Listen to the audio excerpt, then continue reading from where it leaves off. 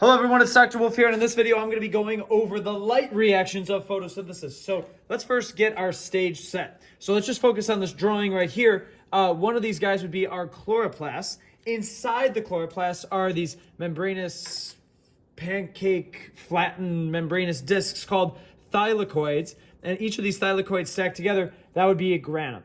All right. Now the space, all right, in between in here, all right, that's going to be called the stroma.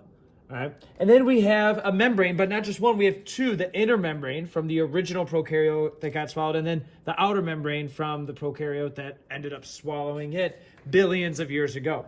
So when we are talking about the light reactions here, we are zooming in on just this section essentially, like right here.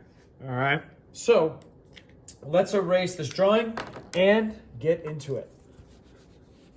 All right. So by the way, that would again mean that this is outside of here is the stroma, and inside we would call this is the, this object right here would be the thylakoid, but specifically this would be the inner thylakoid or the thylakoid space. All right. So the purpose of photosynthesis is to use light energy to eventually store it in the form of glucose. But for the light reactions, we're going to take that solar energy, and our goal is really just to make this molecule called NADPH, all right, which is an electron carrier, and ATP, all right, which is something that our cells could use for energy, all right, usable energy our cells, our proteins could use, all right. Here's the problem. You can't just make ATP without energy, and you can't make NADPH without an electron. So that's where that solar energy is going to get in. That's where we're eventually going, all right. Again, those are our products and the purpose of this process. All right. So let's get into the reactants now. All right. Bring these to the side. All right. So we are going to start off with, all right, our reactant of sunlight. All right. Coming in. All right. So this is a form of energy. Specifically, I'm representing this solar energy. All right. Solar energy in the form of, all right, photons. All right. So let's start off with one photon right here. Okay. And that photon is going to hit what's called photosystem 2. All right. Photosystem 2 is just a complex of, it's a complex of proteins and pigments where this photon hits, and that excites electrons here, and that energy jumps to here, which excites electrons, which that energy eventually jumps to this central chlorophyll A pigment, where that energy is going to excite the electrons on chlorophyll and excite it to the point where this molecule is oxidized, which means it's losing electrons, and the primary electron acceptor of this complex is reducing. It's gaining these electrons. All right. Now, once that happens, all right, this electron is going to go on a ride on the electron transport chain. But before I get there, we just transformed light energy into a form of electrical chemical energy right here, all right, with these excited electrons. All right. Now, once we have these excited electrons, they're going to go on the electron transport chain, and each one of these proteins is progressively electronegative, which means that they want electrons more. So these electrons, once they get excited, are just instantly going to hop here, hop here, hop here, and down the line. That's a movement of electrons. All right. So what we're doing is we're harnessing electrical energy going through this membrane, essentially, across these proteins, and that's going to be energy that allows us to do active transport. We've talked about this before. This is specifically a form of electron transport called a protein pump, right? I have a concentration gradient of a high concentration of hydrogen here, low concentration here, and so that requires energy. We're getting it through the form of these electrons moving electrical energy, and that's going to pump, all right, our protons across right here. All right. Now, a couple things that need to happen. All right. Now, it's going to pump these protons across. We're creating a concentration gradient in here. All right. So, real quick though. All right. Okay, this process happened once. We have these electrons, but let's say I have another photon come in.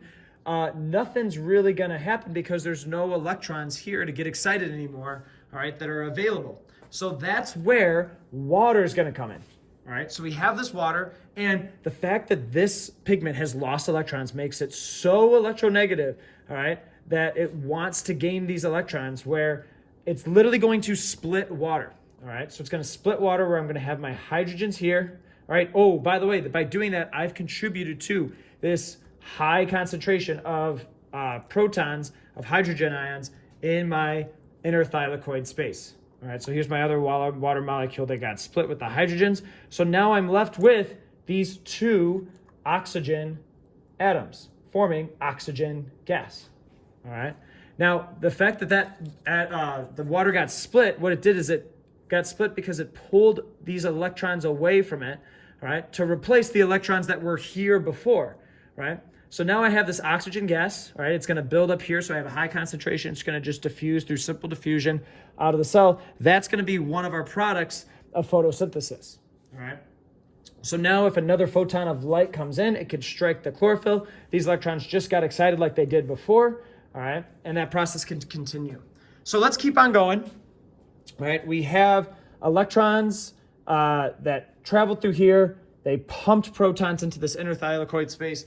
I have a concentration gradient, all right? These protons, all right, want to get out, all right? My energy is now in potential energy of this chemical concentration gradient, all right? So because they are charged, they can't get through the cell membrane, but they can get through this protein that provides a channel for them, all right? ATP synthase, all right? And as they zoom through ATP synthase, all right, it's literally like a water wheel, all right? These flow of protons, all right, transfer, all right, this kinetic or electrochemical potential energy to kinetic energy to, all right, this energy that gets stored in the form of ATP.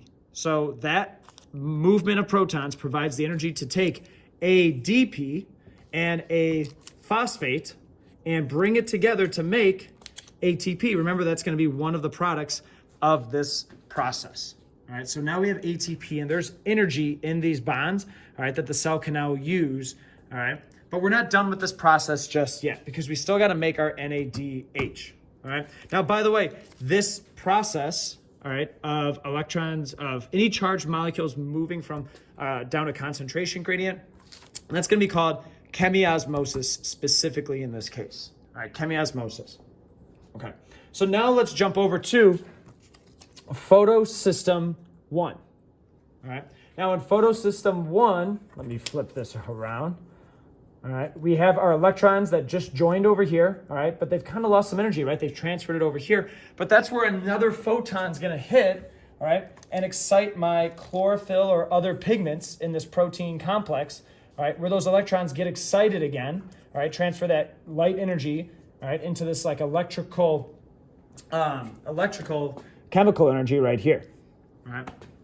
Now that these electrons are excited, all right, just like before, we have these electronegative molecules, all right, where these electrons hop from here to here to here, and this is specifically an enzyme called NADP reductase, all right? Remember, the fact that something's being reduced, all right, means it's going to gain electrons. So it takes our NADP molecule right here, all right, and it takes this hydrogen ion, all right, and with these electrons now, it's almost like a cap, right? We have our NADP plus the H, all right? In order to form that bond, we need electrons. We have it, all right? And so what we have now is NADPH, and we have, which is now an electron carrier. This molecule can move around and deliver electrons to other molecules that need it, for instance, building glucose in our cell. Now, this is just the light reactions. Eventually, these products of the light reactions are going to go to the Kelvin cycle, where we could take kind of this temporary energy and this temporary electron storage and store it in a molecule for even longer term glucose. Thanks for watching.